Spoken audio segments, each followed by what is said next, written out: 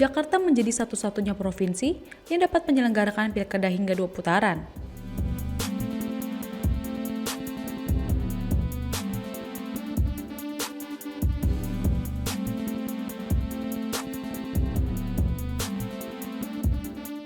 Aturan tersebut masuk dalam Undang-Undang Nomor 29 Tahun 2007 tentang Pemerintahan Provinsi DKI Jakarta sebagai Ibu Kota Indonesia.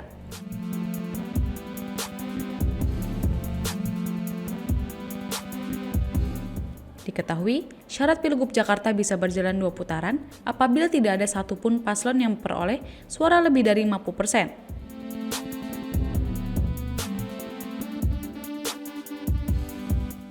Artinya, paslon tidak bisa ditetapkan sebagai pemenang putaran pertama hanya dengan memperoleh suara terbanyak.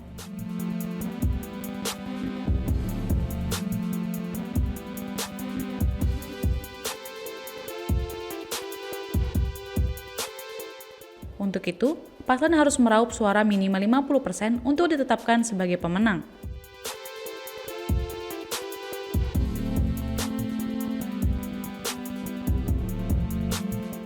Berdasarkan pasal 11 ayat 1 Undang-Undang tentang Provinsi DKI Jakarta menyebutkan, pasangan calon gubernur dan wakil gubernur yang memperoleh suara lebih dari 50% ditetapkan sebagai gubernur dan wakil gubernur terpilih.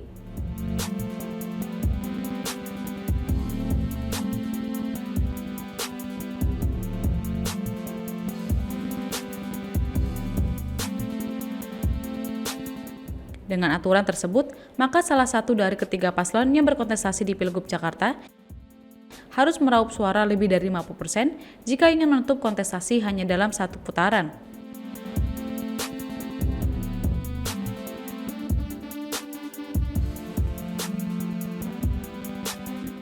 Misalnya, jika di antara ketiga paslon yakni Ridwan Kamil dan Suswono, Dharma Pongrekun dan Kunwardana, dan Pramono Anung dan Rano Karno,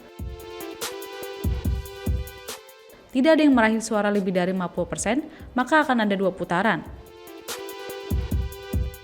Untuk itu, mereka yang akan melaju ke putaran kedua adalah paslon dengan suara terbanyak pertama dan kedua pada putaran pertama.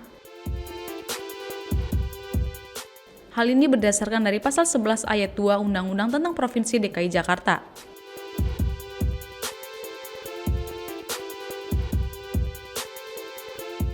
Berdasarkan pada perolehan quick count oleh salah satu lembaga survei Indonesia atau LSI, hingga Rabu 27 November 2024, pukul 11 malam waktu Indonesia Barat menunjukkan paslon nomor urut 3 Pramono Anung dan Rano Karno unggul di Pilgub Jakarta 2024.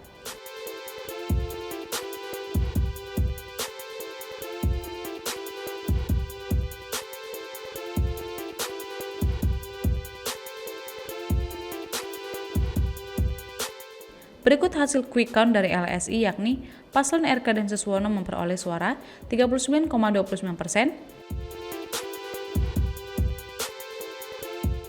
paslon Dharma dan Kun memperoleh suara 10,61%, dan Pramono dan Rano sebesar 50,10%.